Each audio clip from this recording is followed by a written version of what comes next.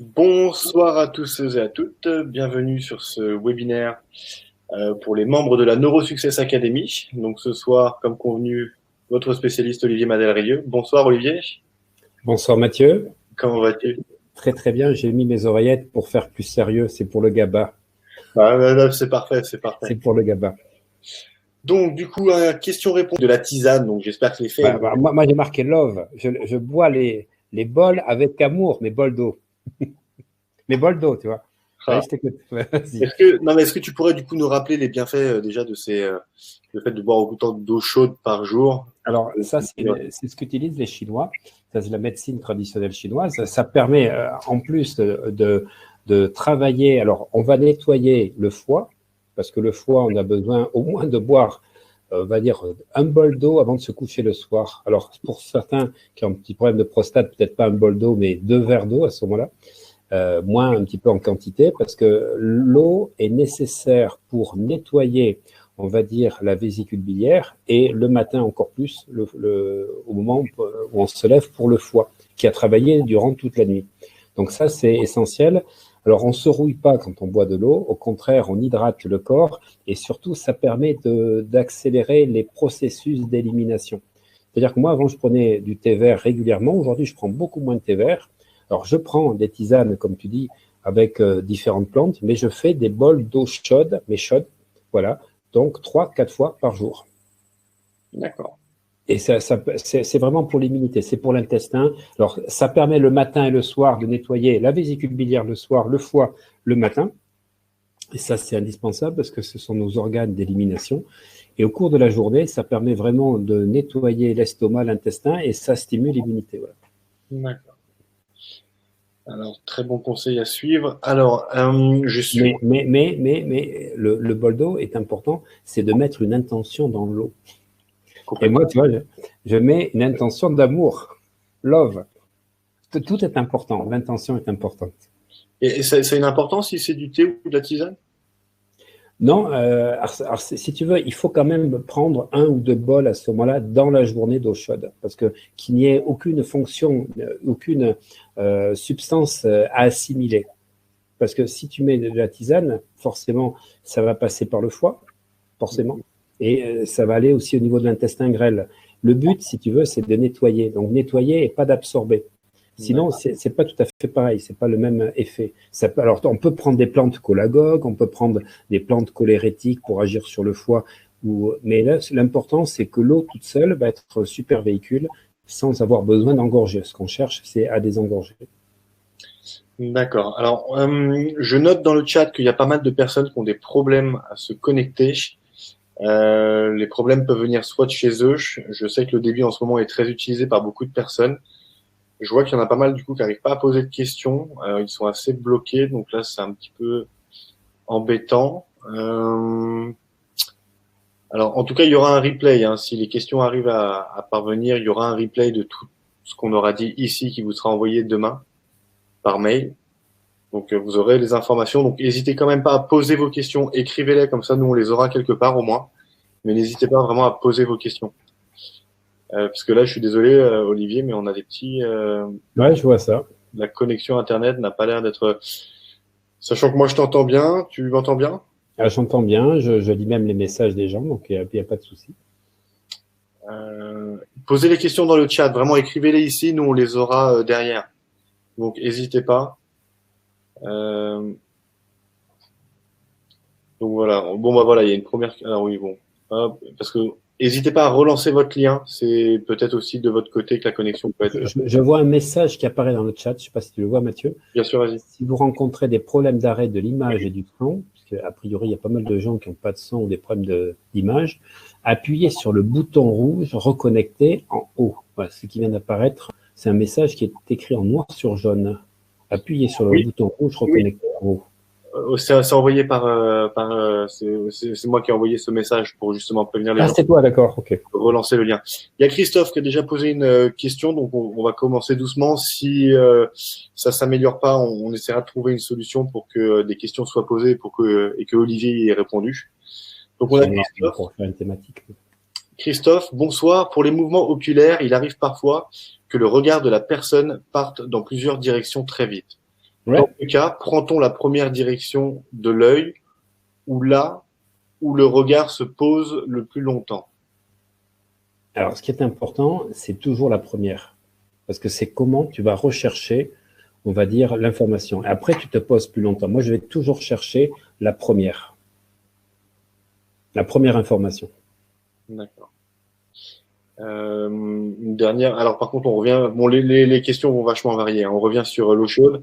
Il y a quelqu'un, donc Claudine, qui dit l'eau chaude, oui, et les microbiotes par ailleurs. Alors, le microbiote, c'est-à-dire, qu'est-ce qu'on entend par microbiote? Alors, Claudine, n'hésitez pas à compléter cette question peut-être un peu plus haut. Alors, le microbiote, alors, on peut parler effectivement, il est vraiment un vrai nettoyant. Et en plus, la chlorophylle, c'est comme pour le végétal, ça apporte une oxygénation vraiment de l'intestin. Donc, ça, du 15 au 30. Et du 30 au 15, utiliser les deux en même temps. Pourquoi? Parce que le candidat albicans, qui touche plus de 2 tiers de la population, qui est vraiment un alien, c'est-à-dire qu'il sucre qui indique le manque de sérotonine. Si on a des envies de sucre par moment, mais pas de manière récurrente, c'est-à-dire tout d'un coup j'ai une envie de sucre, c'est que ça montre que vous avez un manque de dopamine. Et à ce moment-là, c'est un candidat albicans, et le candidat qui habite votre intestin, eh bien, détruit la mauvaise flore et demande du sucre en permanence. Moi, j'appelle ça un alien parce que vous mangez pas du sucre pour vous, mais pour lui. Voilà, et c'est pour ça que pour le nettoyer, on considère qu'il faut 2-3 mois en faisant plusieurs produits en même temps que je vais changer de manière à ce qu'il ne s'habitue pas. Parce que sinon, au bout de 3 semaines, il s'enquiste. Et quand il est dans la forme enquistée, il est un peu plus difficile, il résiste et il se prépare. Donc, je commence par la chlorophylle. Alors, chlorophylle pendant 2 mois, mais au bout de 15 jours, pour éviter que la 3e semaine, il commence à résister à la chlorophylle, je prends effectivement donc de l'extrait de pépins de pamplemousse qu'on appelle EPP, qui contient des citroflavonoïdes qui sont de véritables bactéricides, de véritables virucides et bactéricides. Et ensuite, au bout de 3 semaines, je vais rajouter en plus donc je suis en train de chercher de l'argent colloïdal, j'allais dire des granions d'argent. Je prenais des granions d'argent avant, mais j'achète de l'argent colloïdal. Je l'achète dans une forme qui est sous forme liquide et je me rajoute 3-4 bouchons tout au long de la journée. Là, ça permet vraiment de nettoyer, on va dire, les bactéries et les mauvais virus, parce que ça, c'est important. Ça, c'est le nettoyage. La deuxième chose, c'est de pouvoir ensuite faire en sorte de colmater l'intestin. Et pour colmater l'intestin, ben là, j'en ai pas ici, j'ai de la glutamine. La glutamine, L-glutamine, c'est-à-dire la forme lévogir de la glutamine, permet de réparer l'intestin. L'intestin, quand on prend du gluten ou qu'on prend des produits dans lesquels on a des inflammations, et ça, c'est capital. Pourquoi c'est capital? Parce que si vous avez des fuites au niveau de l'intestin, donc de votre intestin grêle et de votre côlon, le problème que vous allez avoir, c'est que vous ne pourrez pas fabriquer les neurotransmetteurs, parce que les neurotransmetteurs se fabriquent dans l'intestin. Donc la première chose, pour avoir une bonne synthèse des neurotransmetteurs, c'est de pouvoir en fait nettoyer l'intestin. Ça, c'est capital, parce que sinon, vous avez des mauvaises bactéries. La deuxième chose, une fois qu'on a nettoyé pendant 2 mois, on met de la glutamine pour éviter les fuites. Et la troisième chose, c'est qu'on va utiliser donc ce qu'on appelle des bactéries. Donc, on va travailler sur le microbiote et on va apporter donc les bonnes bactéries. Alors moi, j'ai testé, j'en ai parlé lors du séminaire que j'ai fait il y a 1 mois et demi. Ça fait maintenant 2 mois et demi que je prends de la L-Gacérie. Donc Gacérie, c'est G-A-2-S-E-R-I. L-Gacérie. Et l'intérêt de la L-Gacérie, c'est-à-dire que ça va agir aussi au niveau du métabolisme du sucre. Et donc, ça agit sur la gréline, donc ça réduit la gréline, parce que la gréline, c'est ce qui donne l'appétit, et ça augmente la satiété en jouant sur les leptines. Voilà, et si vous me voyez, donc j'ai perdu depuis le mois de juillet, là pour ceux qui sont venus, je sais qu'il y a des personnes qui me suivent, qui étaient venues en formation d'hypnose, j'ai perdu 8 kilos. Voilà, j'ai fait un gros nettoyage fin juillet et mois d'août, et là, depuis le séminaire d'octobre, j'ai perdu 3 kilos de plus, tout simplement en continuant, en prenant des bonnes bactéries et en nourrissant mon microbiote en permanence. Parce que si vous n'avez pas un microbiote de qualité, vous n'aurez pas des neurotransmetteurs de qualité, et en particulier la sérotonine, la sérotonine se fabrique donc à 90% et pour certaines personnes à 95% au niveau intestinal. Donc si les intestins ne sont pas comme il faut, ben, vous n'aurez pas. Et là, vous voyez, j'ai notre marque, j'utilise du 5-HTP que je prends, je l'avais tout à l'heure, entre 17 et 18 heures parce que la synthèse de la sérotonine se fait entre 17 et 18 heures. Donc j'ai fait une longue réponse pour pouvoir balayer d'éventuelles questions qu'on ne voit pas encore arriver, mais on est sur le plan quantique, le temps n'existe pas et peut-être que les questions étaient dans une autre dimension. Bon, vu la quantité d'informations, peut-être que certaines questions seront reposées. Alors, on continue par rapport au début. Maria, est-ce qu'on peut prendre des probiotiques, si on est enceinte? Merci. Non, non, on ne prend pas de probiotiques quand on est enceinte. Pourquoi? Rapidement, peut-être? Parce que quand on est enceinte, on fait très attention à ce que l'on prend et si tu veux, on est dans une position de faiblesse et le problème qu'il y a, c'est que les bactéries qu'on va prendre peuvent changer le terrain. Voilà, parce que les bactéries peuvent être bonnes quand tu es normal et quand tu es enceinte, bien, tu n'as plus tout, tu es en train de t'adapter. Donc, si tu veux, le problème qu'il y a, c'est qu'il ne faudrait pas que ça crée un déséquilibre parce que justement, le système immunitaire n'est pas le même. Donc, on ne prend pas quand on est enceinte. Élodie, bonsoir. Auriez-vous des techniques de respiration à nous transmettre en plus de la cohérence cardiaque et de la respiration alternée? Bon, très bien, super. Alors, je vais vous donner des techniques que j'ai faites récemment, que j'ai enregistrées, parce que avant de venir me confiner de l'autre côté des Pyrénées, j'ai fini une formation de prana-magnétisme qui est avec plein de techniques de respiration, parce que on va capter le prana et on peut diriger le prana. Alors, je vais vous donner une des respirations que j'aime bien faire, qui est une respiration qui va se faire qu'avec la bouche, j'insiste, à l'inspire et en soufflant. Alors vous notez bien que j'ai dit à l'inspire et en soufflant, j'ai pas dit à l'inspire et à l'expire. Parce qu'en sophrologie, ce que j'ai appris, c'est qu'on n'utilise jamais le mot expire. Parce qu'expire, bien notre subconscient comprend autre chose. Expirer, c'est mourir. Donc on inspire et on souffle. On peut parler d'expiration, mais on ne parle pas d'expire. Voilà, donc vous allez mettre la bouche comme ceci, comme quand vous sifflez, très petite, comme ceci. Voilà. Et une fois que la bouche est comme ceci, toujours la première chose, c'est de vider l'air résiduel au niveau de vos poumons, comme ceci.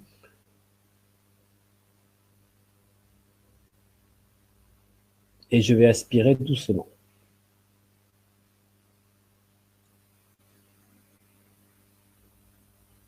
Je souffle.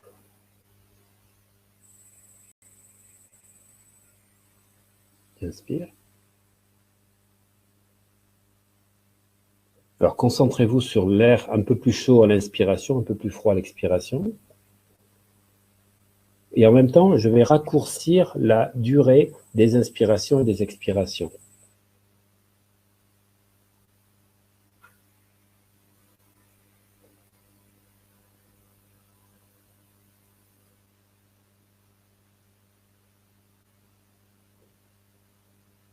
Alors, je vais faire par un geste quand j'inspire et j'expire pour que vous puissiez le voir et que je souffle, pardon.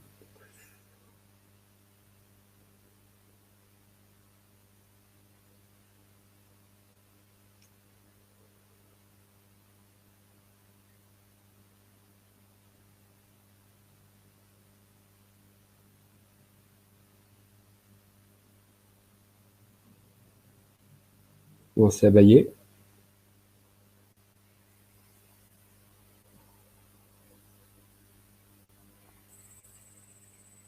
Et je fais très petit maintenant. J'inspire 2 cm ou 2 secondes et je souffle 2 secondes.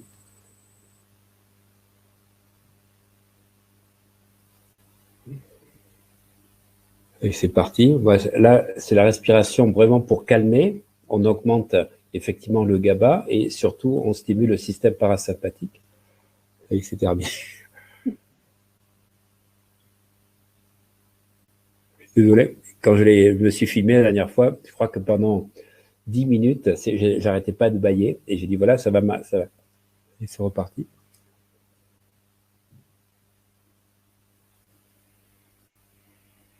Je vais finir par balayer aussi, moi. Voilà. C'est reparti. Je vais couper la caméra, ça y est, c'est parti.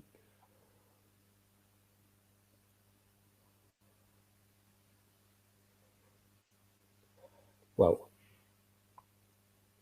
Donc, je calme totalement le système. Je me prépare au sommeil. Je suis en train surtout de faire baisser ma tension. J'ai eu une tension un petit peu élevée au mois de septembre.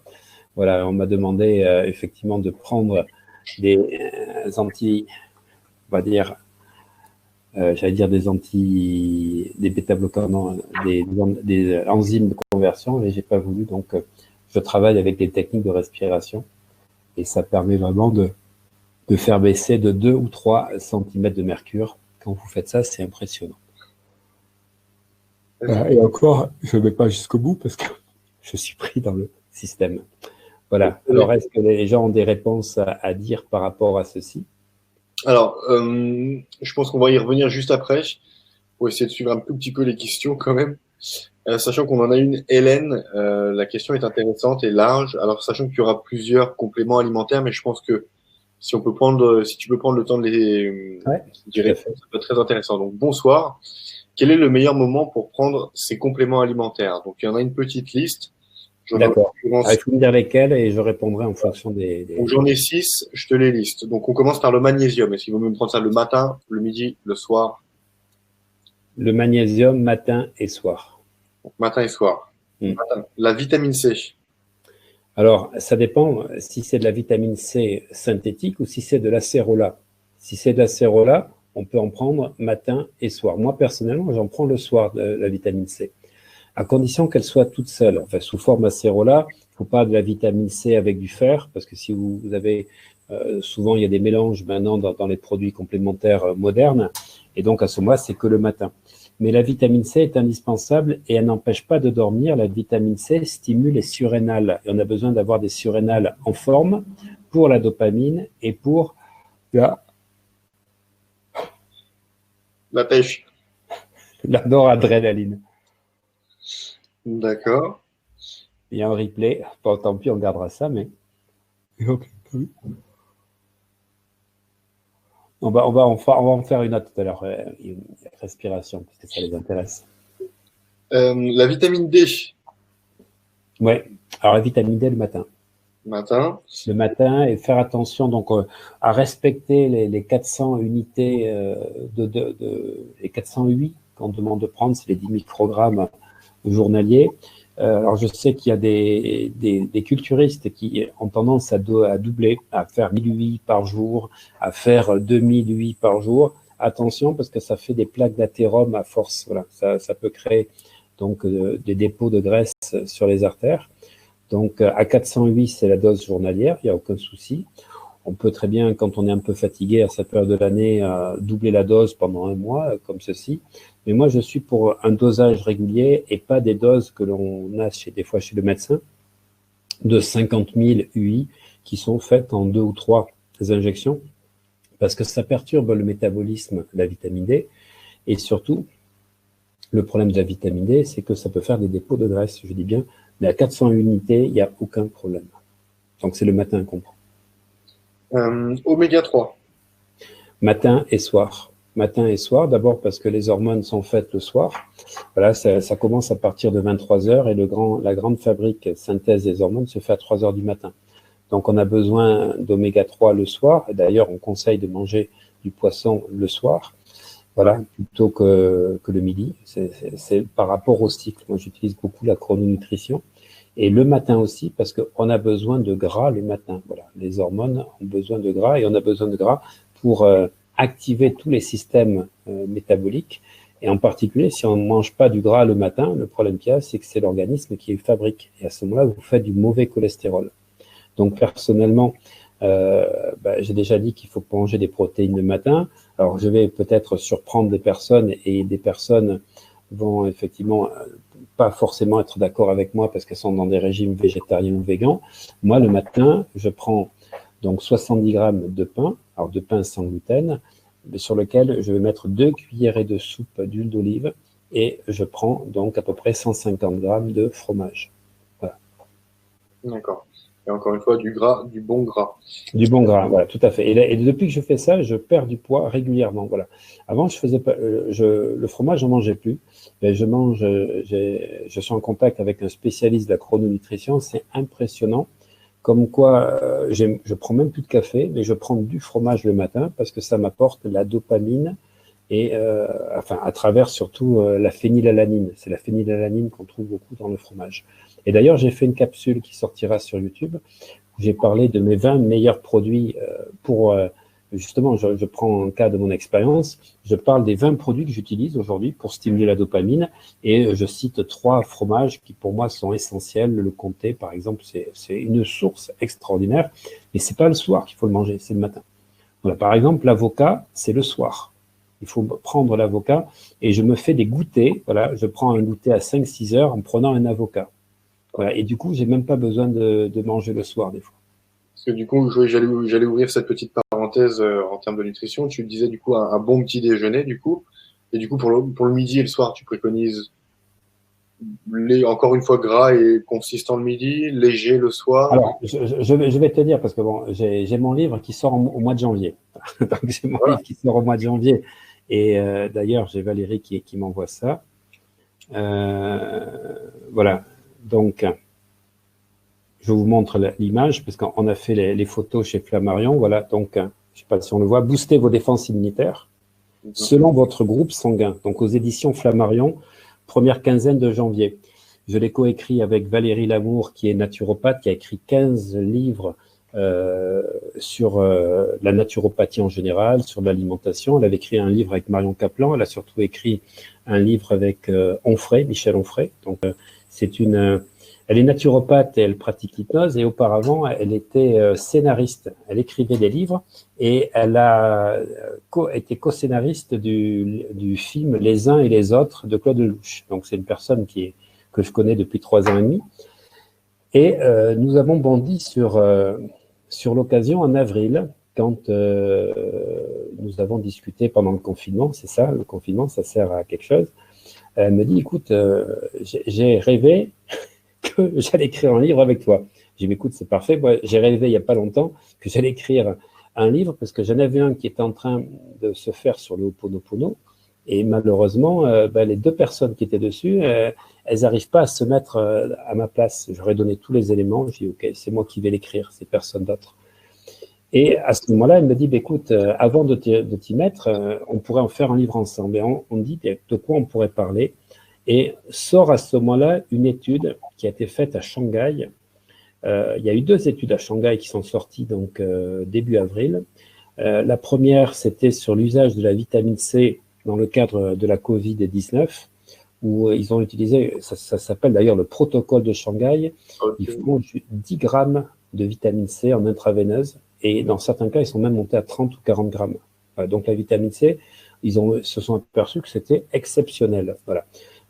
Moi, quand j'ai un refroidissement, je prends 3 à 4 grammes, mais je dis bien d'acérola.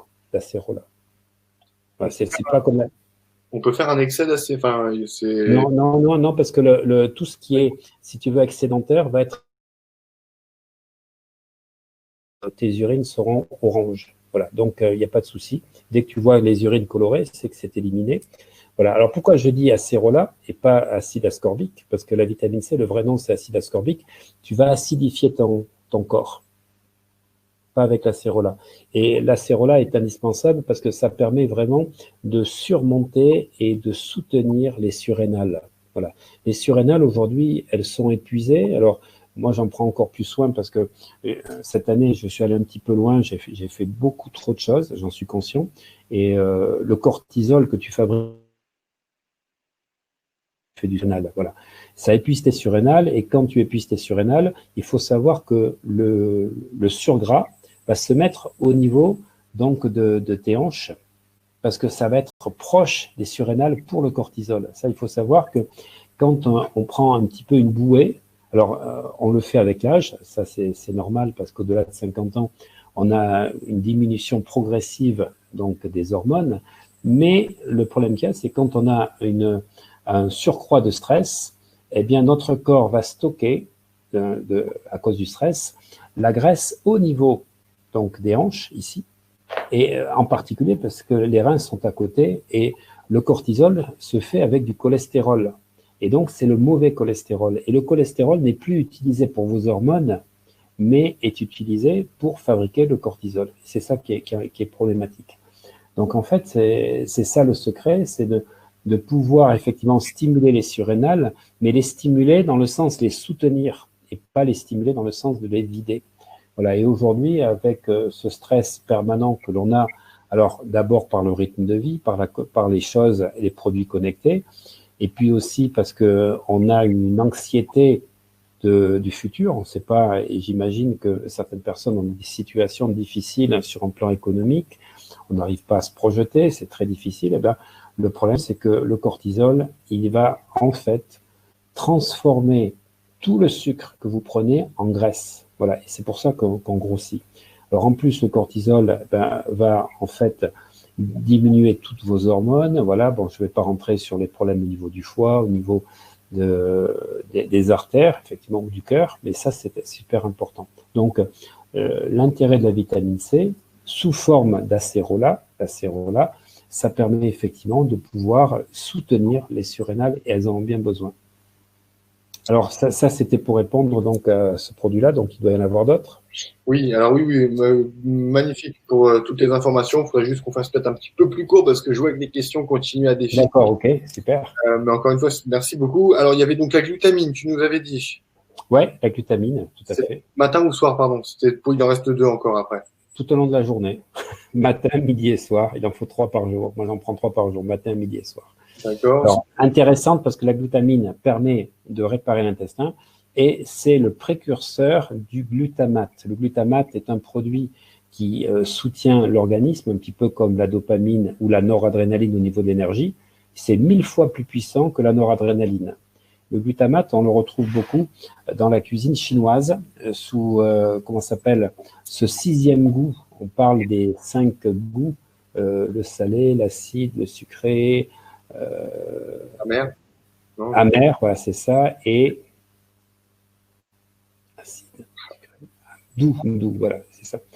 Et le glutamate, c'est ce qu'on appelle l'ugami, U-G-A-M-I. Voilà, c'est ce qu'on retrouve dans cette cuisine chinoise et ça correspond à ceci. Le glutamate va se transformer ensuite en GABA. C'est ce qui permet donc de pouvoir faire le GABA. Donc, si vous voulez être serein dans votre vie, ne pas être anxieux, prenez de la glutamine parce que ça aura ce double aspect, agir sur l'intestin, créer du GABA qui vous permet de baisser la vitesse de vos pensées et donc de ne pas avoir une vitesse excessive, ce qui fait que vous serez anxieux, il y a trop de speed. Et troisième chose, la glutamine est importante pour les sportifs parce qu'elle permet de régénérer le muscle. Et donc, quand vous prenez par exemple 2 grammes de glutamine, moi quand j'allais à la salle de sport, je prenais donc des pots de glutamine, carrément, pas des gélules, et je me faisais 2 grammes le soir parce que le muscle est fabriqué durant la nuit. Okay. Je fais des réponses longues, c'est pour pouvoir permettre de balayer tout un tas de choses. Ça fait comme un cours un petit peu en même temps. Complètement. Et ça reste très, très intéressant à chaque fois. Il en reste pas encore 2, donc la spiruline et le zinc. Le matin, la spiruline et le zinc plutôt le matin aussi. Bah, ce sont des stimulants. Alors la spiruline, alors surtout le matin parce que c'est la dopamine et il faut savoir que les sportifs que je coach, alors je ne conseille pas de le faire, il faut le faire progressivement, prennent jusqu'à 30 ou 36 comprimés de spiruline. Enfin, ce qu'on appelle c'est les comprimés secs, il n'y a pas de gélules. Alors en commençant par 4, et puis quand ils se sont entraînés pendant 4-5 jours, ils passent à 8, parce que sinon l'intestin, vous avez une diarrhée immédiate. Si vous prenez 36, là vous allez passer 3 jours sur le siège, donc vous passez à 12, et tous les 4-5 jours comme ceci, parce que c'est un super antioxydant, et ça c'est important dans le sport, c'est le plus grand antioxydant aujourd'hui avec le Klamath, on en avait déjà parlé, le Klamath qui vient du lac Klamath dans l'Oregon, voilà, qui permet, la Klamath de stimuler les cellules souches. Et c'est pour ça que je disais de prendre à 17h et 21h. Bien, la spiruline, il faut le prendre le matin. Voilà. Et si vous devez prendre 4 comprimés, c'est pas 2 le matin, 2 le midi, c'est 4 le matin. Voilà. Et le zinc, pareil, le matin, parce que le zinc permet effectivement, d'abord d'agir sur l'immunité au niveau intestinal, ça c'est très important, il va agir, il va renforcer donc les lymphocytes. Et le zinc est indispensable pour la fabrique de la testostérone pour les hommes. Voilà, alors c'est important, ça intervient dans 80 métabolismes différents, mais le zinc aussi est intéressant quand on fait beaucoup de sport, parce qu'on a besoin donc de vitamine D pour les sportifs, de zinc, et puis des 3 acides aminés qu'on appelle branchés, les BCAA, branchés de chaîne aminoacides, qui sont la valine, la leucine et l'isoleucine. Donc 3 acides aminés qui sont essentiels, c'est-à-dire que c'est pas apporté par, malheureusement, c'est pas fabriqué par le corps, c'est l'alimentation. D'accord. Alors, donc il y a pas mal de questions qui ont défilé. Je vais essayer d'en prendre certaines qui généralisent.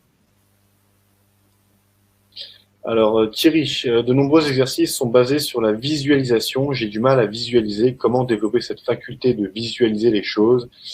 Est-ce lié à un neurotransmetteur? Alors, c'est pas lié à un neurotransmetteur, et Thierry, je te rassure, il y a une vingtaine d'années, quand je pratiquais l'auto-hypnose, alors que je suis quelqu'un de très visuel. D'abord, ça se remarque parce que j'ai souvent les yeux qui se lèvent quand je réfléchis. Les gens, en présentiel, les gens, je suis tout le temps en train de regarder parce que je vois les images qui défilent. Et puis, j'ai un débit rapide. Pour information, les gens qui parlent vite, ce sont des visuels. Les gens qui parlent très lentement, ce sont en général des auditifs. Et les gens qui ont une voix très grave, comme ça, un peu comme Charles Pasqua, c'est des kinesthésiques. Voilà, c'est comme ça qu'on reconnaît un petit peu les choses. Voilà, donc j'avais du mal à visualiser les choses. Et quand on me demandait de voir la couleur rouge, je ne voyais pas la couleur rouge. Par contre, j'arrivais à visualiser une tomate ou un coquelicot ou une Ferrari rouge, et je n'arrivais, alors aujourd'hui je pratique la visualisation, mais alors j'arrive vraiment à me concentrer, à sentir le pourtour, la chaleur et tout ça, mais j'ai travaillé pour le faire. Donc, il ne faut jamais se désespérer, tout est une question d'apprentissage.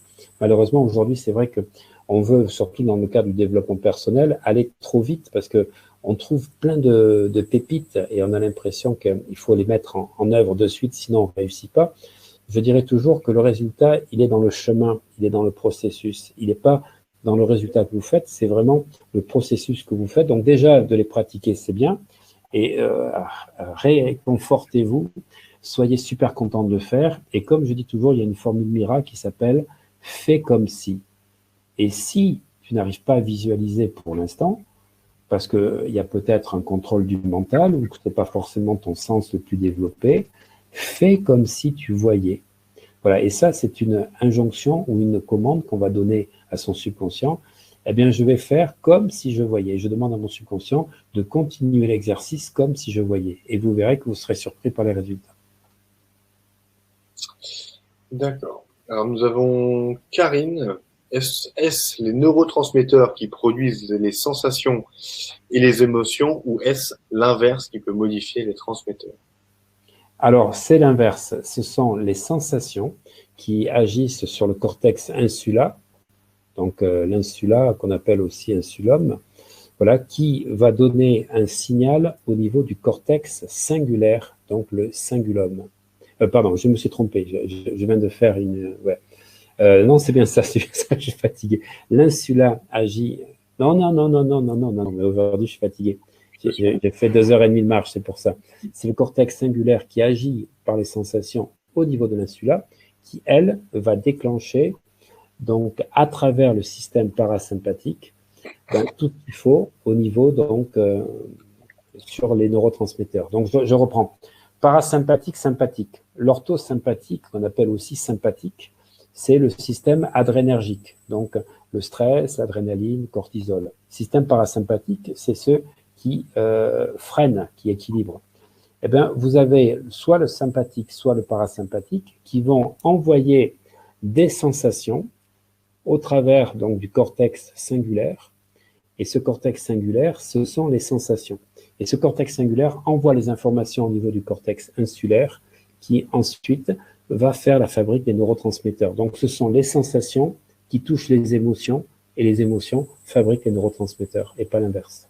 Par contre, effectivement, quand on fabrique des neurotransmetteurs suite à ça et qu'on ne change pas sa vision des choses, qu'on reste concentré sur ce qu'on vit, le problème, c'est que ces neurotransmetteurs vont nous conditionner ensuite au niveau des sensations et des émotions. Mais au départ, c'est bien la poule qui fait l'œuf, c'est les sensations qui font les émotions, qui font les neurotransmetteurs. D'accord. Alors là, j'ai une autre question un peu particulière, mais qui peut concerner peut-être certaines personnes et qui souhaiteraient peut-être faire cette démarche. Donc, on peut modifier la neurochimie du cerveau par des médicaments ou des compléments alimentaires. Je suis suivi pour déprime avec alors du Deroxate et du Xanax. Ouais. Est-ce envisageable de prendre des compléments alimentaires et lesquels pour progressivement arrêter Alors, les médicaments? non, parce que là, Deroxate et Xanax, on est sous anxiolytique antidépresseur.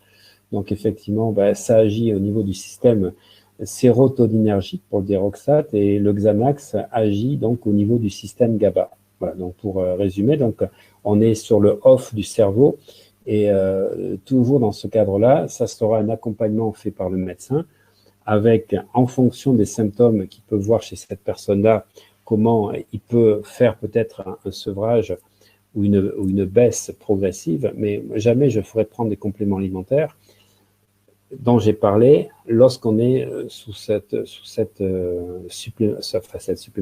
traitement, parce que on va induire une augmentation, on va dire, des symptômes, et ça serait dangereux en voiture ou même sur un plan clinique. Voilà. Donc, quand on est sous ces traitements d'anxiolytiques et d'antidépresseurs, non, là, on est obligé de se faire suivre par le médecin qui décidera en fonction de l'évolution comment il peut peut-être réduire la dose dans un premier temps, puis après peut-être prendre un jour sur deux, mais ça, c'est uniquement sous conseil médical. Par contre, ce que je peux dire, c'est de faire de la cohérence cardiaque, ça c'est certain, et de faire des respirations alternées, ou de faire cette respiration que j'ai fait tout à l'heure avec la bouche, qui permet vraiment de stimuler le système parasympathique. Là, il n'y a aucune contre-indication, et de pouvoir donc réduire totalement, on va dire comme j'ai fait tout à l'heure, vous faites vraiment baisser ça et vous verrez que vous allez pouvoir petit à petit avoir de belles évolutions. Alors, une question toute simple, où est-ce qu'on peut trouver le complément alimentaire du GABA? Où peut-on trouver les compléments alimentaires de GABA? Alors, ça s'achète en pharmacie, et c'est sans aucune ordonnance, donc 500 mg en général ou 750 mg. Voilà. Ça, alors, on n'en prend pas, bien sûr, si on est sous anxiolytique, sous Temesta, sous Laroxyl, sous Lexomil, sous Lysanxia, bien sûr. D'accord. Alors, je vois une personne, je me permets, Mathieu, je vois une personne qui dit que elle est prise de somnolence. Que quand elle s'allonge dans la journée pour se reposer, elle s'endort. Si je m'endors profondément, je suis dans un état second au réveil, je mets environ 1h30 avant de m'en remettre. Pour éviter cet état, j'écoute un livre audio, ce qui me permet de rester en semi-veille. Et bien sûr, je suis toujours très fatigué. Avez-vous des conseils à me donner? Alors, j'ai 2 conseils à donner au niveau de la respiration. Donc, j'ai parlé de cette respiration alternée. Voilà, tout à l'heure, on m'a demandé s'il y avait d'autres respirations, donc je vais en parler. Respiration alternée en bouchant une narine et en inspirant et en bouchant 15 secondes.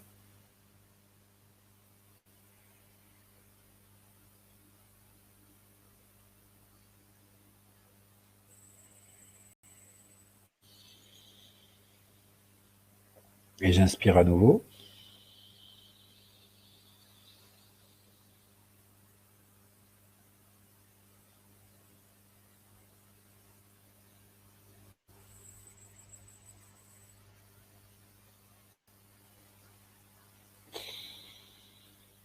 Ouais, vous faites ça pendant 3 minutes minimum, vous allez voir, vous allez avoir de l'énergie. Je ne vais pas le faire trop longtemps parce que il y a le sommeil qui arrive tout à l'heure. Mais je vais vous montrer une deuxième technique qui est très intéressante et que j'ai adaptée de la respiration de Wim Hof. Wim Hof, donc avec lequel je me suis formé, pas avec Wim Hof, avec un instructeur, est une respiration qui permet d'abaisser la température et de pouvoir aller dans des baignoires à 0 ou 1 degré avec des glaçons. Donc c'est l'homme des glaces, The Iceman, et il a montré qu'il augmentait son immunité grâce à ceci. Alors, il est allé en Hollande se faire, puisque c'est un Hollandais, c'est le fou volant, comme je l'appelle, un petit peu comme le pirate des Caraïbes, là, qui était le bateau néerlandais. Il est allé se faire piquer en hôpital donc avec une seringue remplie d'Escherichia coli. Et il a juste eu un petit peu mal à la tête pendant les 3-4 heures qui ont suivi. Il est resté en observation pendant 6 jours, il n'a rien eu. Les personnes ont dit oui, mais vous êtes un branque, parce que il va tellement dans la montagne. Il a monté l'Himalaya jusqu'à 6800 mètres torse nu en short. L'Himalaya, en pleine neige. Donc il fait des exploits remarquables. Il a dit non, ce sont mes techniques. Et il a fait envoyer 8 personnes qu'il a formées pendant 2 mois et qui se sont fait injecter Escherichia coli. Alors, ils ont eu peut-être un peu plus que lui, mais ils n'ont pas eu grand-chose non plus. Et il a dit, voilà, c'est vraiment les techniques respiratoires. Alors, la technique de Wim Hof est intéressante parce que elle va stimuler les surrénales, encore une fois.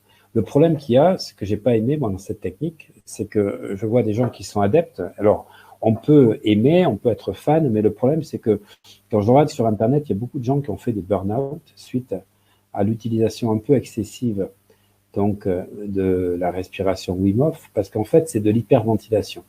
Donc, en fait, c'est ce que j'appelle, moi, la respiration du feu, c'est-à-dire que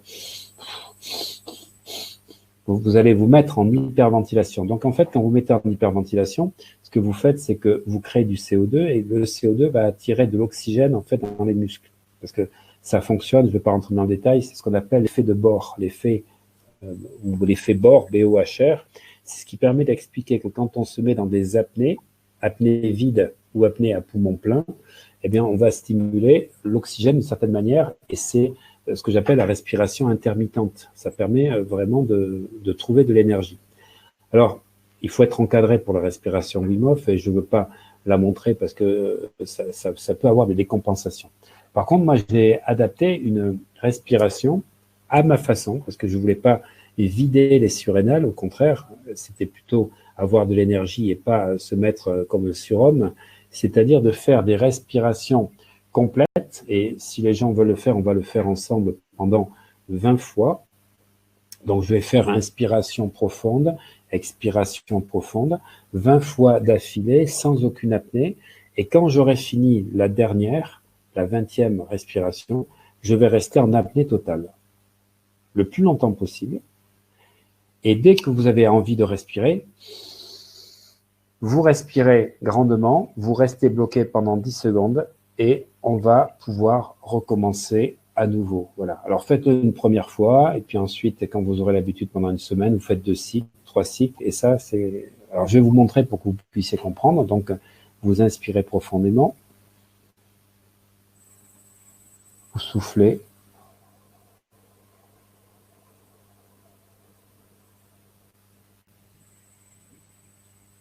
Inspirez.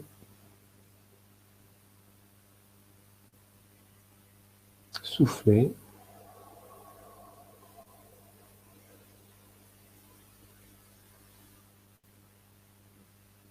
Inspirez.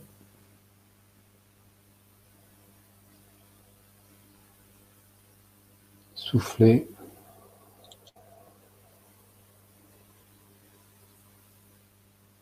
Inspirez, état 5. Soufflez.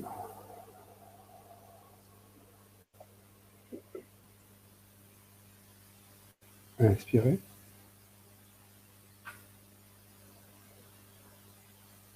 Soufflez.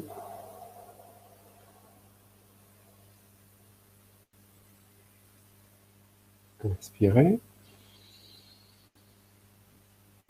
Soufflez.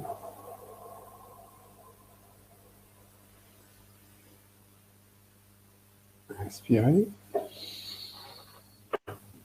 Soufflez. Bon, il se passe déjà des choses pour certains, si vous le sentez peut-être. Inspirez. Soufflez.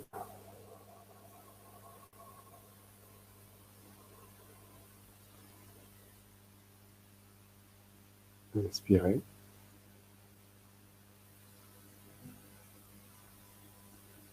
Soufflez.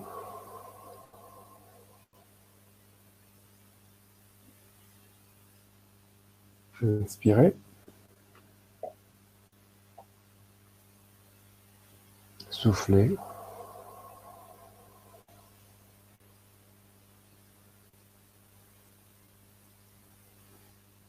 Inspirez.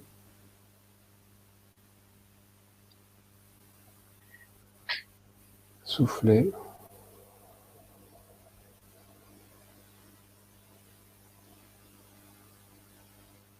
Inspirez. Soufflez.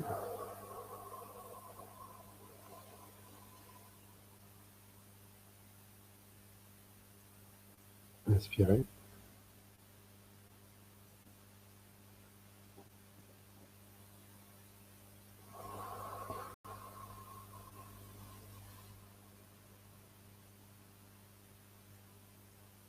Inspirez. Soufflez.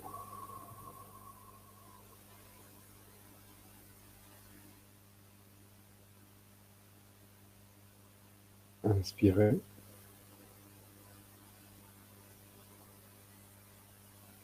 Soufflez.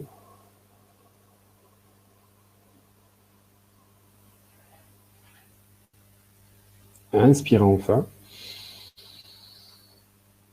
Soufflez.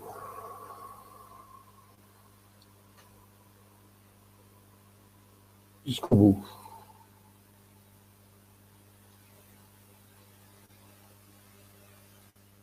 Et bloquez.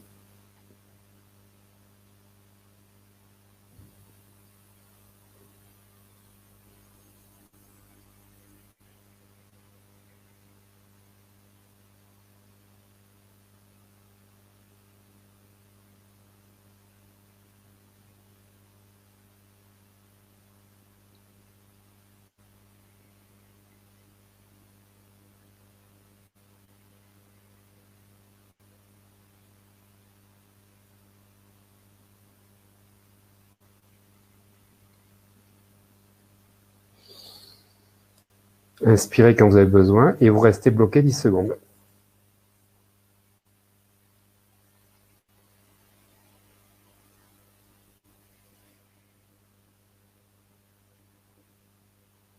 Et soufflez et respirez normalement maintenant. Voilà. Alors, c'est 20 respirations profondes et on souffle. Et le 20e, on va jusqu'au bout. Et là, on est resté 40 secondes. Voilà, donc je tiens un peu plus d'une minute, mais je voulais pas que les gens explosent parce que la première fois, c'est surprenant.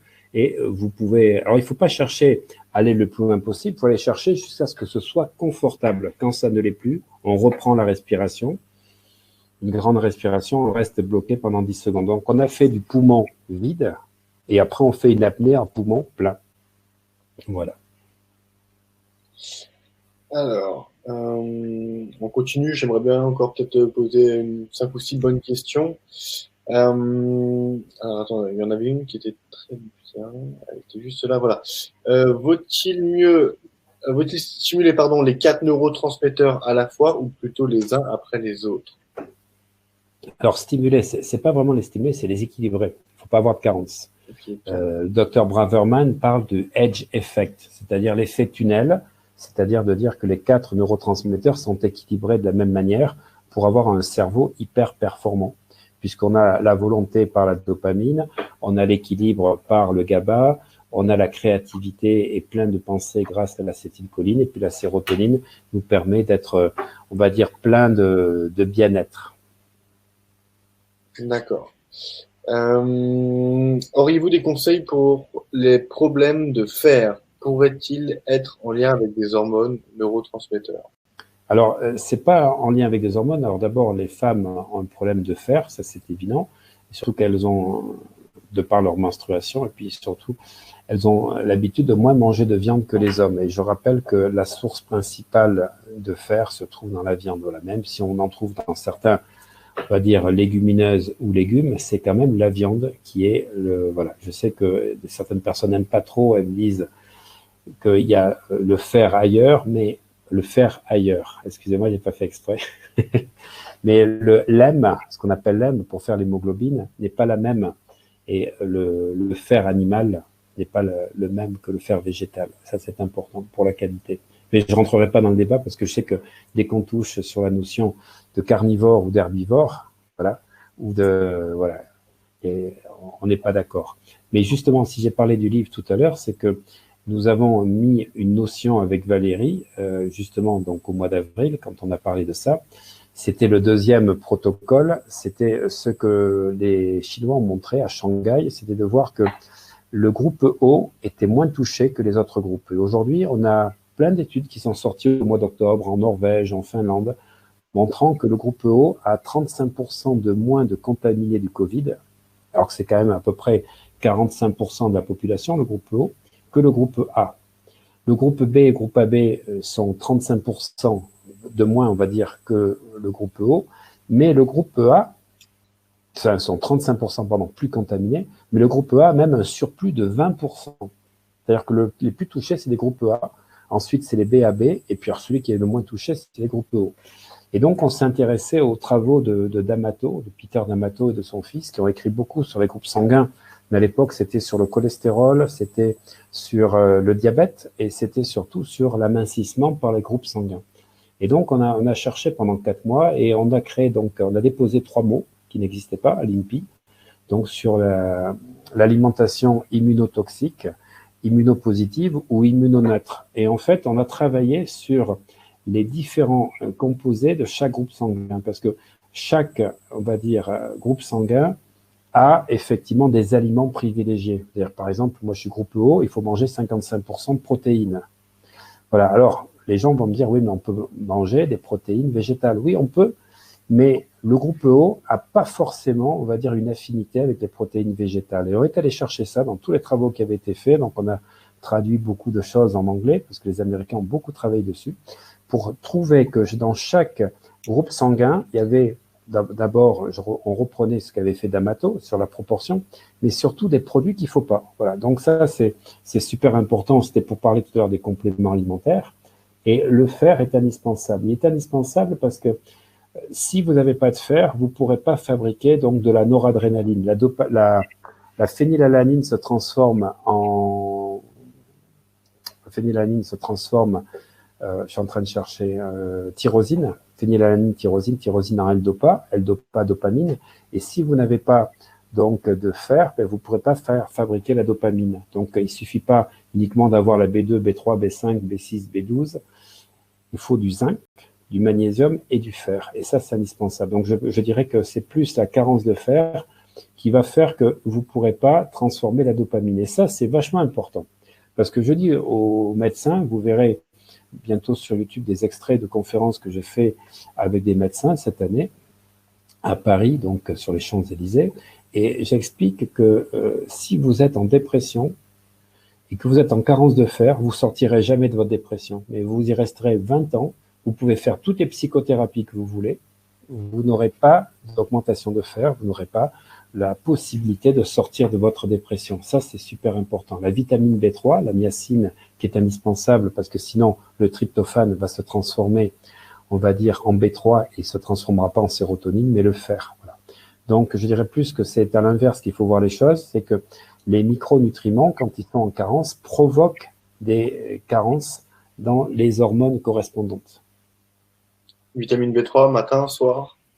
Vitamine B3 le matin, vitamine B c'est le matin qu'on a besoin. En général, les vitamines B, c'est pour l'énergie. Donc la B1, B2, ben, c'est l'influx nerveux. L'énergie dans la B1, B3, la B6 également, c'est pour l'énergie. Donc on a besoin plutôt le matin. On ne prend pas des vitamines B le soir parce que sinon on aura du mal à dormir. Claudia, peut-on utiliser le griffonia en même temps que le millepertuis pour soigner le dépression? Non. Non, le problème, c'est que le millepertuis, aujourd'hui, est mis sur une liste rouge en France. Voilà, il est très utilisé en Suisse et en Allemagne, puisque c'est le produit numéro 1 donc de la panacée, on va dire, suisse-allemande. En France, on a un lobby pharmaceutique et on sait qu'effectivement, comment ça s'appelle, le millepertuis, eh bien, va se combiner avec certains médicaments. Donc, c'est toujours à prendre avec des pincettes, et surtout si on prend de la mélatonine, parce que là, on va de la sérotonine, parce qu'on va avoir des effets antidépresseurs marqués. Voilà, donc je ne prends pas moi du millepertuis avec du griffonia. D'accord, je vais noter. Alors bon, je sais pas si tu auras une réponse à ça, mais en tout cas peut-être des conseils. Marc-André, une amie dans la soixantaine souffre d'Alzheimer. Quels seraient vos conseils pour réduire la progression de la maladie? Alors, Alzheimer, aujourd'hui, on sait plus ou moins que c'est lié à un problème d'acétylcholine. Voilà. Autant on sait que Parkinson, c'est lié à un problème de dopamine. On sait que l'acétylcholine, quand elle manque, ben, elle provoque, on va dire, comment ça s'appelle, cette dégradation des souvenirs. Voilà, puisque de toute façon, l'acétylcholine se retrouve beaucoup dans la mémorisation moyen terme. Eh bien, le court terme et moyen terme, le long terme, c'est pas du tout ce système-là. Donc, alors, je vais pas rentrer dans les ordonnances parce qu'il faut des tableaux cliniques, etc. On sait aujourd'hui que quand on a des problèmes de mémoire, ben, la prégnénolone peut être indiquée. Bon, ça, il faut en voir avec un médecin anti-âge parce que dès qu'on perd la mémoire, il faut regarder acétylcholine ou prégnénolone. Et la prégnénolone, c'est la grand-mère des hormones, c'est-à-dire que la mère des hormones, c'est la DHEA, dont on a beaucoup entendu parler grâce à Beaulieu. La DHEA, c'est ce qui permet donc de rajeunir, c'est ce qui permet donc de stimuler la progestérone chez les femmes et la testostérone chez les hommes. Et on a appelé ça à un moment donné l'hormone anti-âge, puisqu'effectivement, à partir de 55 ans, quand on a des déficits, on peut se faire prescrire la DHEA. Mais la DHEA, elle vient de la prégnénolone. Et la prégnénolone, c'est cette première hormone. Alors, toujours faire attention, et là, on ne peut pas le prendre. Alors, il faut des prescriptions médicales, mais on peut la commander aux États-Unis. Voilà, moi, je commande aux États-Unis. Je fais faire suivre, par contre, tout un tas de dosages, parce qu'il faut regarder la PSA pour les hommes, pour les femmes, il faut regarder d'autres dosages, pour éviter, on va dire, une problématique au niveau des différents cycles hormonaux. Et la prégnénolone va agir effectivement sur la mémoire. Et donc, il me semble avoir vu des choses par rapport à Alzheimer, mais ça, il faut voir avec un médecin. D'accord. On repart un petit peu sur tout ce qui touche sommeil et insomnie. Que prendre pour avoir un sommeil réparateur ou de meilleure qualité? Alors déjà, ben, si on prend rien à côté, toujours à côté, ne rien avoir d'autre, parce que il faut toujours savoir, et je dis toujours de demander conseil à votre pharmacien. Le pharmacien, c'est lui le spécialiste des effets secondaires et des emplois des produits, on va dire, utilisés ensemble. Donc, il faut vraiment faire ça. Moi, je connais pas les ordonnances des gens, mais il faut vraiment demander à votre pharmacien à chaque fois. Ce qui est important, c'est qu'effectivement, au niveau... Donc, la question exactement, c'est... Concernant que prendre pour avoir un meilleur sommeil réparateur? Sommeil, parce que j'en ai vu une qui était sur l'hypothyroïdie en même temps. Enfin, je vais répondre après. En fait, il faut prendre 5-HTP, 5-HTP, donc la 5-hydroxytryptophane, parce que c'est le précurseur de la sérotonine, et que la sérotonine se transforme en mélatonine. Et si vous manquez de sérotonine, ben, vous n'aurez pas de mélatonine, qui est l'hormone qui, on va dire, règle l'alternance veille-sommeil. Donc sans sérotonine, pas de mélatonine, et on aura des problèmes, effectivement, forcément, soit d'endormissement, soit de réveil trop tardif. Rajouter du magnésium, beaucoup de magnésium, parce que le magnésium, c'est ce qui permet de transformer la sérotonine en mélatonine. Si vous avez une carence en magnésium, la sérotonine ne se transforme pas en mélatonine. Et prenez ce que j'appelle, moi, le kudzu. Le kudzu, donc, c'est un produit qui vient de Chine et qui permet effectivement de réduire l'anxiété et qui est un énorme calmant, alors qui n'agit pas sur la sérotonine et sur la mélatonine, mais qui permet d'endormir, de permettre aux gens de rentrer dans une légère, on va dire, préparation au sommeil. Ok. Voilà. Ouais. Ouais, pour répondre juste à ça, parce que c'est vrai que tout à l'heure, on avait mentionné tout ce qui était magnésium, vitamine C, vitamine D, oméga 3, glutamine, spiruline, zinc, fer. Si on mélange tout ça, enfin, si on se fait des shoots, on peut... Alors, on va pas faire des shoots, c'est ce qu'il faut. Oui. On peut prendre tout ça. C'est-à-dire, il faut éviter de faire des shoots, par exemple, phénylalanine avec, par exemple, quelqu'un qui prendrait de la L-Dopa. Donc, on en prend un, mais on n'en prend pas deux. C'est-à-dire que soit on prend de la phénylalanine qui se transforme en tyrosine, mais si on prend de la phénylalanine et de la L-Dopa, parce qu'on pouvait prendre du mucuna pruriens à l'époque, je dis à l'époque parce que depuis le mois de septembre, le mucuna pruriens est interdit par la DGCCRF. Voilà. Donc, ils sont en train de regarder au niveau du GABA depuis le mois de juillet sur les composantes, parce que je travaille avec des laboratoires. Et effectivement, le GABA, on commence à regarder de ne pas l'associer avec n'importe quoi. Donc ça cause problématique. Et oui, forcément, Big Pharma derrière. Et au mois de septembre, ça a été le kudzu. Pas le kudzu, je suis en train d'expliquer le mucuna pruriens, voilà, que je recommandais à beaucoup de gens parce que c'est un produit très tonique au niveau de la dopamine. Donc, on en prend, soit on prend la phénylalanine, soit on prend du mucuna pruriens, mais on ne prend pas les deux en même temps parce qu'effectivement, là, on va augmenter les surrénales, on va augmenter la tension et ça va créer des palpitations. Voilà. Donc, par contre, ce dont on a parlé, je dis toujours qu'il faut faire des cures de 8 semaines, 8 à 12 semaines et faire au moins une coupure de 15 jours avant de recommencer parce que sinon, vous habituez votre corps et il ne va plus produire par lui-même. Donc, en pharmacie, on parle de fenêtre thérapeutique, c'est-à-dire de prendre un médicament pendant 7 jours et puis d'arrêter le 8e jour pour reprendre après, sauf pour les gens qui ont des problèmes, on va dire, au niveau du cœur. Là, ils sont obligés d'en prendre tous les jours. Mais sur des supplémentations à long terme, on fait toujours une coupure pour que le subconscient soit obligé de retravailler avec le corps, faire la synthèse. Sinon, on fait, comment ça s'appelle, l'effet inverse. Et par exemple, je connais des culturistes avec lesquels je travaille, mais qui ont pris tellement de testostérone, aujourd'hui, ils sont impuissants. Pourquoi? Parce que quand on prend la testostérone, on stimule, mais ce qui veut dire que votre organisme, il fabrique plus de testostérone puisque vous apportez la testostérone extérieure. Donc, en fait, il faut toujours faire des fenêtres. Donc, dans tout ça, même quand on prend du ginseng, c'est on fait un mois, on fait 6 semaines, on fait une semaine d'arrêt et on reprend, ou on fait 2 mois et on fait 15 jours d'arrêt. Voilà, pour permettre au corps de se régénérer. Et puis le setup, ça fait du bien aussi, de pouvoir rien prendre pendant 3 jours en se mettant dans une phase de jeûne. D'accord. Alors j'ai encore 3 questions, je pense, à poser avant de mettre une réponse à ces questions-réponses. Concernant tout ce qui touche à la ménopause et à l'andropause, supposons que ce soit un peu plutôt qu'avant, est-ce que c'est dû à quelque chose concernant, les neurotransmetteurs? Est-ce que cela peut interagir avec les Alors, c'est pas les neurotransmetteurs, c'est hormonal. Voilà, les neurotransmetteurs, c'est les commandes du cerveau. Voilà. Alors, effectivement, vous pouvez avoir avec l'âge une fatigue qui fait que vous avez plus l'énergie d'avant et que vous surcompensez, effectivement, avec les surrénales. Et à ce moment-là, on va épuiser la dopamine et la noradrénaline. On n'a plus l'énergie d'avant. Mais c'est pas l'âge qui fait que les neurotransmetteurs vont baisser. C'est le rythme de vie, c'est l'hygiène de vie et c'est ce qu'on mange.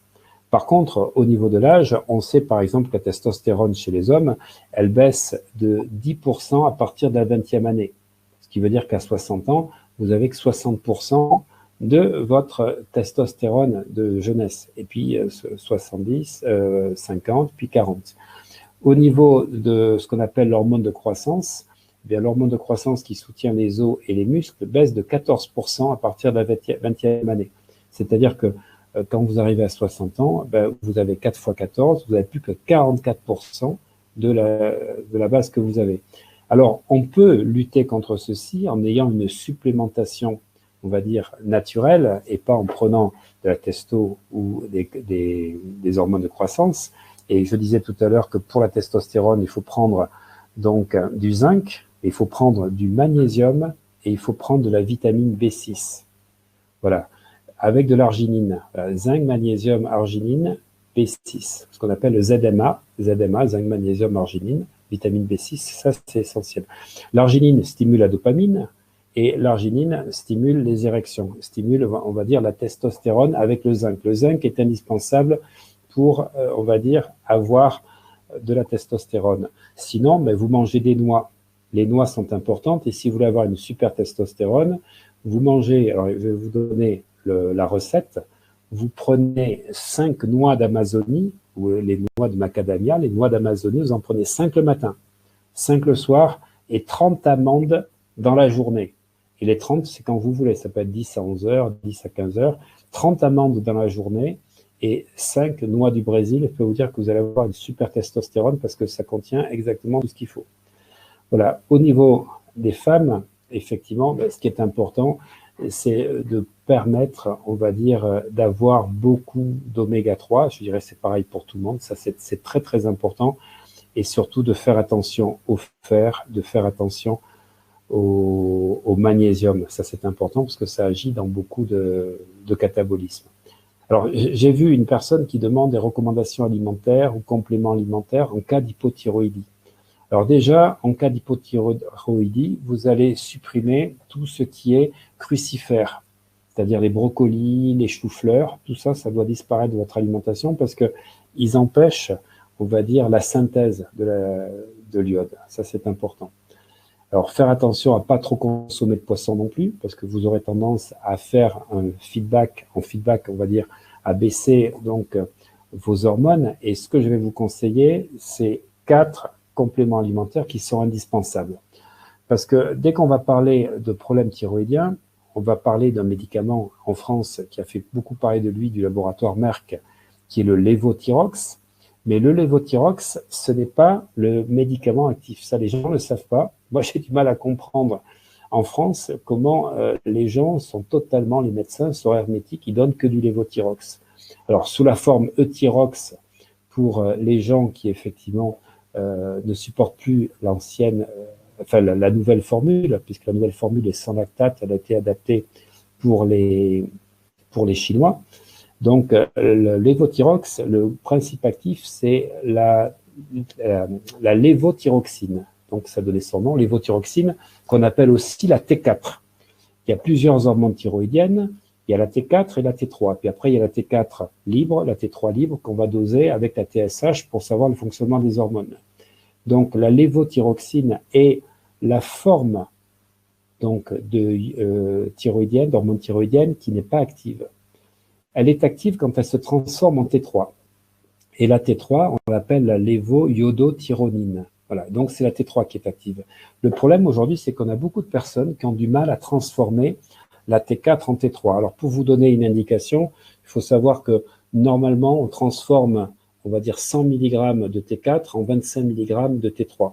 Pour certaines personnes qui ont un métabolisme un peu plus lent, c'est pour 20 mg, c'est-à-dire c'est 100 pour 20, c'est-à-dire c'est un rapport de 1 à 4, ou pour certaines personnes de 1 à 5.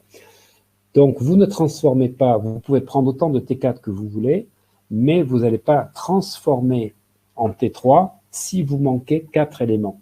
Et là, il faut bien les noter, on va revenir sur les éléments essentiels dont on a parlé tout à l'heure, et ça, je remercie la personne qui a parlé de la liste des compléments alimentaires, parce que dans cette liste, vous avez les 4 produits qu'il faut pour toute personne qui a un déficit hypothyroïdien. La première, c'est la vitamine D3. La vitamine D3, la vitamine D, est indispensable pour la transformation de la T4 en T3. La seconde, c'est le magnésium. Donc, le magnésium, il faudra en prendre à vie.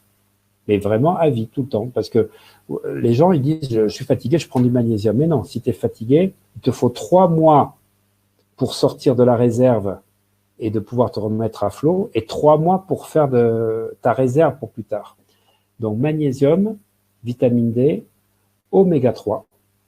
Les oméga 3 sont indispensables. Alors, les oméga 3 ont une très grosse importance parce qu'ils permettent la transformation donc au niveau des mitochondries de l'ATP. Donc, l'énergie est donnée dans le corps par l'ATP, et il faut savoir que notre corps fabrique à peu près 40 à 50 litres d'ATP par jour. J'en ai parlé dans le séminaire d'octobre, 40 à 50 litres. Et l'avenir en France, ça va, enfin en Europe, on va dire, c'est la médecine mitochondriale. On va agir directement au niveau des cellules. Donc, si vous voulez avoir de l'énergie, il faut de l'ATP. Si vous n'avez pas d'oméga 3, vous n'aurez pas la plasticité au niveau des cellules. Et pour éviter d'avoir un manque de synthèse d'ATP, il ne faut pas manger de sucre, parce que le sucre, c'est ce qui va empêcher la fabrication d'ATP. On prend du sucre parce qu'on veut de l'énergie, mais en fait, on empêche la fabrication. Donc, je recommence vitamine D, magnésium, oméga 3 et zinc. Voilà, ce sont les 4 produits indispensables. Si vous êtes carencé, vous ne pourrez pas avoir donc un bon fonctionnement thyroïdien. Alors ça, il faut se faire tester, on peut le faire tester. Le magnésium, à ce moment-là, on va faire le magnésium érythrocytaire, c'est-à-dire celui qui est à l'intérieur des cellules, pas celui qui est circulant, celui qui est dans les cellules, parce que c'est celui-là qui nous intéresse. Puis après, le zinc, le magnésium, on a dit oméga 3. ça permet d'avoir une indication, on va dire vraiment de l'état de santé de la personne. Donc ça, c'est indispensable. Mais si vous êtes sous traitement, on va dire thyroïdien, enfin, c'est quelque chose que je connais bien parce que je n'ai pas de thyroïde. Voilà, je n'ai plus de thyroïde depuis 2009. J'ai été opéré totalement. J'avais un nodule qu'on appelle chaud. Donc, un nodule chaud, c'est un nodule qui n'est pas cancéreux, de 3 cm 2. Et puis, de l'autre côté, j'avais un nodule d'1 cm 1. On m'a laissé le choix. À 3 cm et demi, on opère. Et j'ai des magnétiseurs qui m'ont dit, écoute, te fais pas enlever ça. Moi, j'ai préféré faire enlever parce que si dans la circonstance qu'il y avait, je ne me faisais pas opérer, eh bien en fait, ce que j'allais avoir, c'était tous les mois exactement, un bilan sanguin et tous les 2 mois un bilan donc radiothérapie avec en médecine nucléaire pour vérifier. Et puis le jour où le cancer se déclenche, c'est un peu trop tard. Voilà. Donc c'était ça. J'avais pas envie d'avoir une épée de Damoclès. Et le problème de la thyroïde, c'est que la thyroïde est liée au surrénal. Donc, quand vous n'avez pas un bon fonctionnement thyroïdien, le problème, c'est vos surrénales qui prennent le relais. Voilà, donc moi, j'ai une très grosse énergie. Les gens, quand je leur dis que j'ai pas de thyroïde, les médecins, ils comprennent pas. Ils disent, mais c'est pas possible que tu aies une telle énergie. Mais par contre, les surrénales, je prends de l'acérola et je prends des protéines parce que sans ça, effectivement, je serais en burn-out depuis très longtemps. C'est pour ça que le dosage en protéines est important. Voilà, donc thyroïde, surveillez zinc, magnésium, oméga 3 et donc j'ai dit vitamine D. Évitez tout ce qui est crucifère parce que ça fait baisser le taux d'hormones thyroïdiennes et au contraire, donc prenez des fruits de mer avec parcimonie, pas trop, c'est-à-dire mangez-en normalement, mais faites pas des cures de fruits de mer. Et puis voilà, si vous avez une supplémentation en lévothyrox, parlez à votre médecin de l'Euthyral, EUTHYRAL, qui existe dans plusieurs dosages. Il y a le dosage à 100 mg, il y a le dosage à 150, et à chaque fois, vous avez 100 mg par exemple de T4 et 20 mg de T3. Voilà, ici c'est 150, c'est 150 et 25. Olivier, du coup, j'ai une dernière question. Oui. Mais sans souci. C'est intéressant, c'est quelles sont les analyses médicales à demander à faire en laboratoire pour faire le point sur les neurotransmetteurs et l'équilibre physiologique en général? Voilà, alors l'équilibre neuro, on va dire, qui est important, c'est le fameux questionnaire que vous avez dans la formation, qui a été fondé par Braverman, le docteur Braverman aux États-Unis, de Pennsylvanie, qui explique effectivement que à travers les neurotransmetteurs, il y a des questions à se poser sur le système cognitif, comportemental ou émotionnel. Après, moi j'ai testé des appareils comme l'oligoscan par exemple, ou des appareils qui sont des appareils quantiques. J'ai jamais été satisfait parce qu'en fait, ils prennent des dosages au niveau cellulaire, enfin au niveau épidermique. Et c'est pas à ce niveau-là que ça se joue. Ce niveau se joue au niveau des organes et ça, on peut pas le faire avec les appareils d'aujourd'hui. Donc ça se fait par un dosage qui est urinaire ou, on va en parler, qui peut être, on va dire, pris par salive. Donc le laboratoire avec lequel je travaille, quand je dis je travaille, j'ai pas de pourcentage avec eux, mais c'est là que j'envoie les sportifs que je coach, et moi-même je le fais faire 2 fois par an. C'est le laboratoire Barbier, qui est situé donc à Metz. Sinon vous avez un laboratoire à Strasbourg, vous en avez un à Nancy. Donc laboratoire Barbier, B-A-R-B-I-E-R. Vous les contactez, vous demandez le kit neurochimie, qui s'appelle ça, ou neuroéquilibre. Et vous avez donc des tubes qui vous sont envoyés. Ce sont des tubes pour pouvoir prendre sur 24 heures votre urine. Donc, vous prenez pas l'urine du matin. Par exemple, si vous commencez demain matin, la première urine, vous la prenez pas. Et après, vous faites dans un seau et vous allez prendre sur 24 heures l'urine. Vous allez l'envoyer dans une enveloppe T, parce qu'il y a une enveloppe T qui est déjà préparée avec leur adresse. Et je dis toujours, faites ça le dimanche ou le lundi, parce que comme ça, on sait que l'enveloppe ne va pas rester le week-end, on va dire, dans la boîte aux lettres. Alors, on va mesurer comme ça la sérotonine, on va mesurer le GABA, on va mesurer l'adrénaline, la noradrénaline. Voilà. Et si vous voulez donc mesurer le cortisol, lui, se mesure, et on n'a pas besoin de passer par un laboratoire spécialisé comme Barbier, ça se mesure à ce moment-là par ce qu'on appelle le cortisol du matin, le cortisol de 8 heures, le cortisol libre, parce qu'il y a plusieurs cortisols. Le cortisol libre de 8 heures du matin. Ça, c'est sanguin.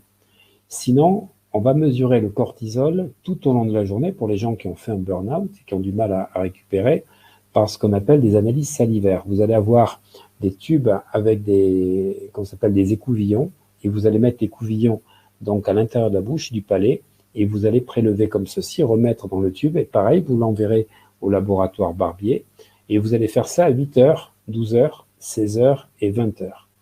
Et si vous voulez avoir dosage de la mélatonine pour les problèmes d'insomnie, là c'est pareil, ça se fait avec un écouvillon, donc il va falloir passer une nuit où vous n'allez pas beaucoup dormir, parce qu'il faudra prélever à 21h, à minuit, à 3 heures et à 6 heures du matin, puisqu'il y a des pics, la mélatonine est pulsatile, et on va regarder donc les pics donc d'évolution sur ces 9 heures au niveau de 21h à 6 heures du matin.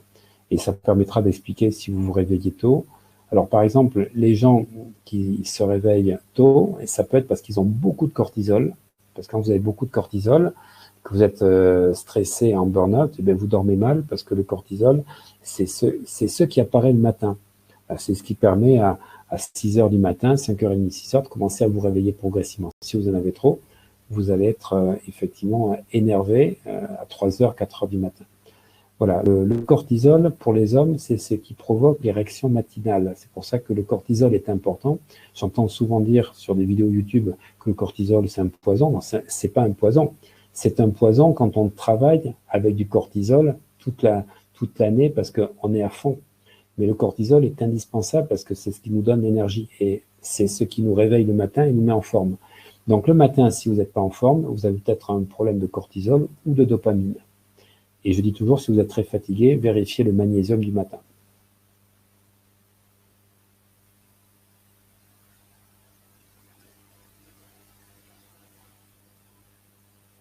Ah, j'entends plus. Ah, pardon, excuse-moi, c'était le temps parce que j'écrivais en même temps. Bah, écoute, je te remercie, Olivier, pour ce temps qu'on a passé ensemble à répondre à toutes ces questions. Il est à savoir. Je vais finir avec amour mon bol d'eau, qui n'est plus chaud, mais je vais le faire réchauffer. Avant de coucher, toujours. Il est à savoir que le prochain question-réponse, c'est le 17 décembre. D'accord. C'est ce qui est inscrit sur le planning. Et sachant qu'on se revoit, toi, alors moi je ne serai pas là, mais il y aura toi et Thierry Watley pour un webinaire sur les neurosciences et neurochimie, le levier pour changer de vie. Voilà, ça sera dis-moi. Le 15. Le 15 décembre. 15 décembre. Et nous, on se voit on a dit? Et nous, on se voit le 17, 2 jours après. Il y a le mardi et le jeudi. Voilà, ben dis donc, ça va être chaud. chaud. Avant Noël, avant les fêtes. Voilà, tout à fait. Parfait. Ben, écoute, merci beaucoup. Bonne soirée à toi, bonne soirée à tout le monde. Voilà, alors je dirais à tout le monde que ne ratez pas les webinaires avec Thierry Watley parce que c'est extraordinaire. C'est une super complicité. Il faut savoir qu'on s'appelle avant pour préparer. Il m'appelle en plus le matin même et je trouve que c'est un journaliste comme on n'en fait plus. Alors je dirais pas l'ancienne école parce que c'est caricatural. C'est un gars brillant et c'est extraordinaire quand on a des gens qui s'intéressent autant aux gens et qui ont une telle culture. Voilà, c'est un plaisir vraiment. Oui, c'est vrai que les échanges sont incroyables. Parfait. Bon, bah, on se voit en décembre. À bientôt. Bonne soirée à tous. Et voilà, on continue à confiner. C'est une pause. Voilà. Et il faut le prendre comme une cassure du rythme hypnotique dans lequel nous étions. Et c'est pas pour autant que les choses s'arrêtent. Ça s'arrête. Alors, ça peut être des fois très difficile pour certaines personnes, mais on dit toujours que dans une crise, il y a toujours des choses, on va dire, à comprendre. Il y a des opportunités. Il y a peut-être des changements de cap à faire. En tout cas, moi, c'est pendant cette pause qu'on a écrit le livre. Et ça, vous voyez, ça a été important. Et là, cette pause va me servir à autre chose également. Magnifique. À bientôt, Olivier. À bientôt, tout le monde. À bientôt, Mathieu. Merci. Au 15, alors. Non, au 15 et au 17. Oui, les deux. Merci.